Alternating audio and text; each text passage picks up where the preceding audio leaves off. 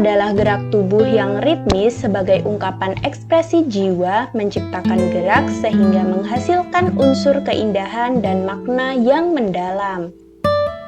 Dalam tari, menitik beratkan pada konsep dan koreografis yang bersifat kreatif. Banyak sekali tarian yang ada di dunia, salah satunya adalah tari sufi. Tarian sufi yang dikenal dengan tarian berputar hingga berjam-jam bahkan sampai berhari-hari. Apakah kalian tahu asal-usul tari sufi? Yuk simak video berikut ini.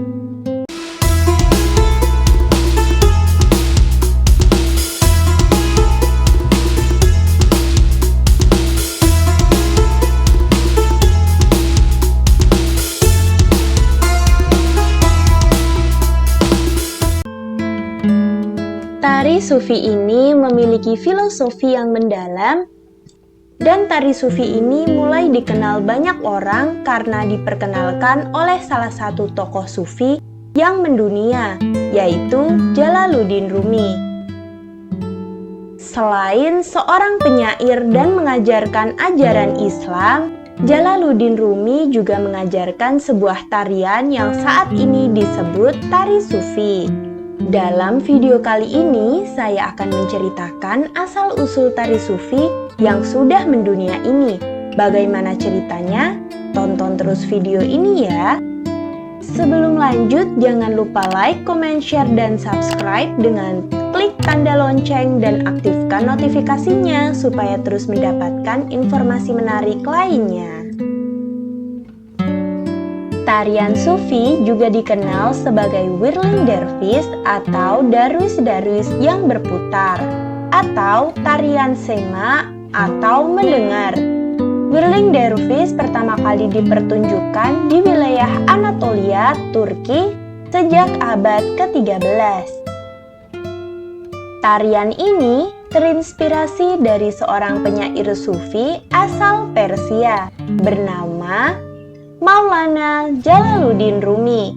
Rumi melakukan tarian ini pertama kali ketika guru spiritualnya meninggal dunia. Dia melakukan tarian sufi sebagai bentuk ekspresi kesedihannya. Sejak saat itu, Rumi mulai berputar bahkan hingga 3 hari 3 malam.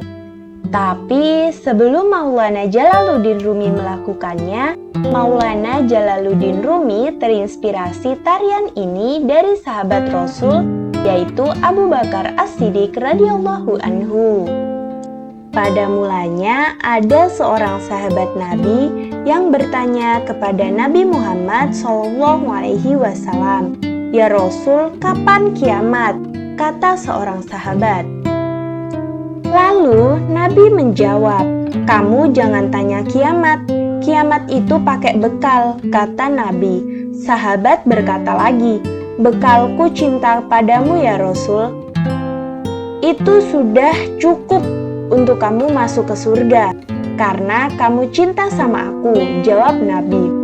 Karena senangnya sahabat itu berlari penuh dengan kegembiraan dan datanglah dengan tergesa-gesa Abu Bakar menemui Nabi Muhammad.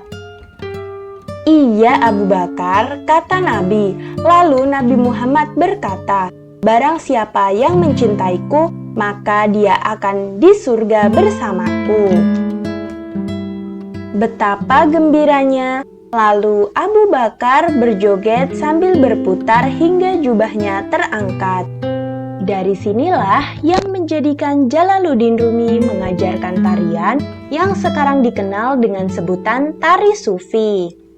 Tari sufi yang berputar ini tidak hanya berputar tanpa alasan, namun mengikuti gerak perputaran dari orang yang sedang tawaf dari kanan ke kiri dan terus berulang.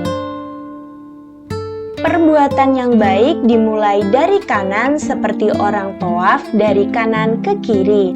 Jalaluddin Rumi mengenalkan dan mengajarkan tarian ini pada muridnya dan menyebutnya bahwa ini tarian tawaf. Tari sufi ini sekarang sudah dikenal di berbagai negara, bahkan sampai ke Indonesia. Di Indonesia juga sudah banyak yang mempelajari dan mementaskan tarian ini ke masyarakat Indonesia. Salah satu pelopor tari Sufi Nusantara, Budi Harjono, mengungkapkan keindahan filosofi tari yang dipelajarinya sejak tahun 2009.